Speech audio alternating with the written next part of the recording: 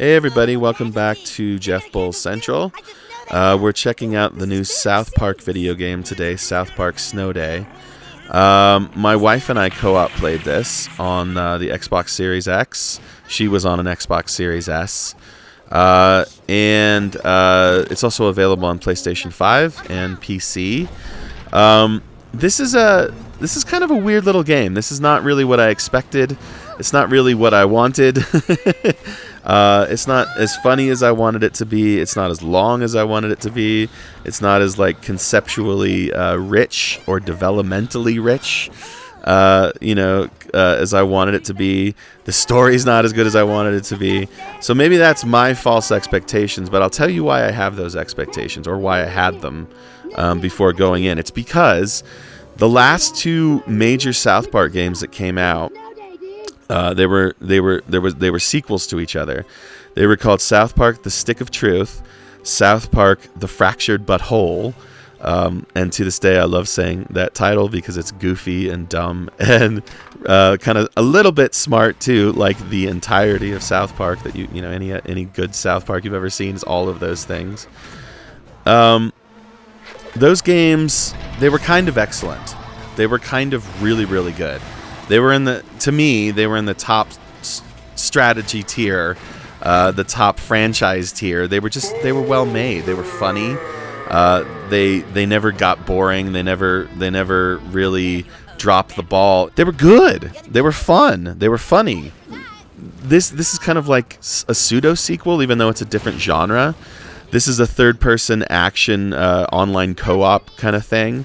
And those were single player, they were turn-based, they were RPGs, and strategy games. It was a mistake to link those old games, those last two great South Park games, to this kind of mediocre South Park game. In fact, I have to wonder, okay, now this is just me wondering, opining, as usual, I have to wonder if they didn't make this a sequel to those better games because they were trying to cash in on those better games without being able to reproduce those better games, either because of contract reasons or just intellectual property reasons, because they are different developers. I don't know if that's the case, or if they really did honestly want to take a shot at a new genre and it just didn't come together, or they weren't given enough money, or that wasn't given enough scope. I don't know. I don't want to be cynical about creative products. I really don't. I like to think that everybody who worked on a game like this, because it was a lot of people, okay, that they had the interests of fans, the interests of serving the franchise. I don't want to think that they intentionally put this together just to cash in, but it's not like that doesn't happen out in the entertainment world, especially in gaming. But it's like let's reuse some of those ideas, or let's reuse all of those ideas. Let's make Cartman Gandalf again, and make Stan and Kyle and Kenny like the enemies to the new kid. And I don't know. If it had been a better game, I don't think I would have minded. I think it would have been cool to have a sequel, but this thing is just sparse. That's the word for it. It's sparse.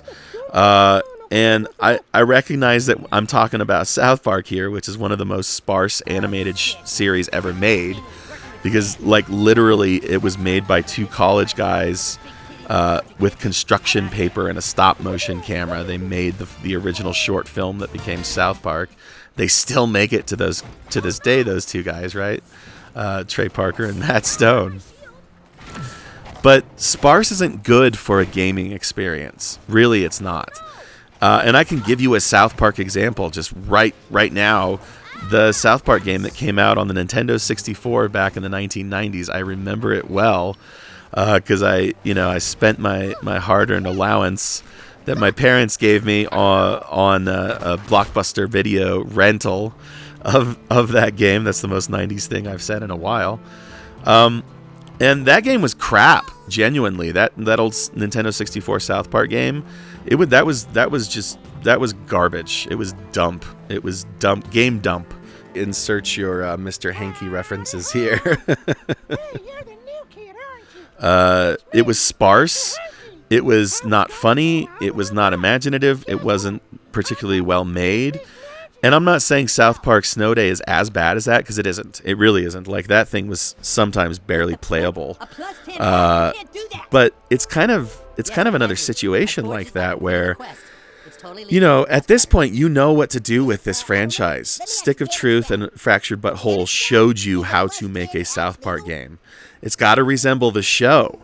It's got to be as funny as the show. It's got to be as wickedly funny and you know, surprising as the show. And this just doesn't have the heart of it. It doesn't have the humor as strongly. It's not like it's not funny, but it's not as funny as those two games, for sure. It's not as funny as the best South Park that you've ever seen, right? It's not even as funny as some of the worst South Park you've ever seen. Conceptually, from a gaming perspective, it is sparse. Again, it is sparse. There's literally 3 weapons in the whole game. 3. There's literally 8 power cards, and then a bunch of like skill modifier cards, and then they have these game-changing quote-unquote cards called the bullshit cards, which, sorry to say that, you know, here on YouTube, but that's the name of it, so that's what it's called. It's called bullshit cards. But it's like this. It's like, okay, so acknowledging that it's a $40 video game here in the United States. This is a 5-hour game if you really, really take your time. I'm saying it's not going to take you any longer than 5 hours, no matter how hard you play it. And again, $40. Okay, so that's $30 cheaper than the average video game. So I can expect it to be that much shorter. I'm not so much complaining about the length, but it's just like you finish this thing and you're like, there was nothing here, or there was very little here. By the end of it, my wife and I were having kind of a good time with it, just because, you know, there's enough going on to keep it interesting in the midst of battle, and because it's a South Park story, it's not completely unentertaining, it's not completely unfunny, so you still wanted to see where it went. But I was sitting here playing this thing going like, why is this? Why is this game? Why isn't it more?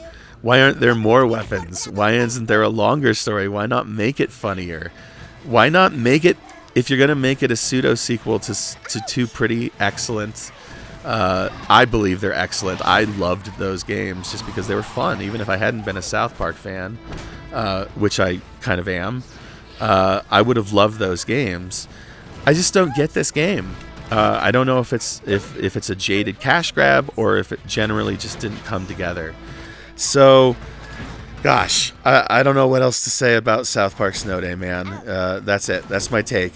And I'm sticking to it. So, I'm going to give South Park Snow Day here. I'm going to give it a 6 out of 10. And to me, that's a little generous. Because you could easily call it a 5 if you were so inclined. You could call it a 4 if you were so inclined. I know some of the bigger gaming media has, like IGN, for instance, I believe, gave it a 4. So it gets a 6 from me. That's it. That's all you're going to get from me. Like, subscribe, share, notification bell.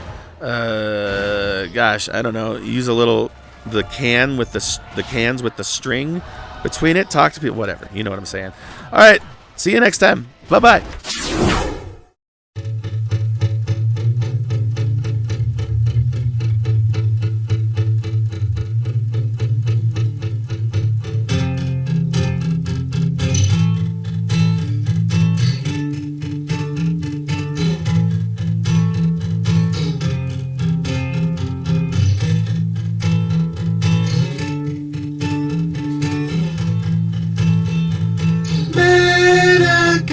School when I was 9,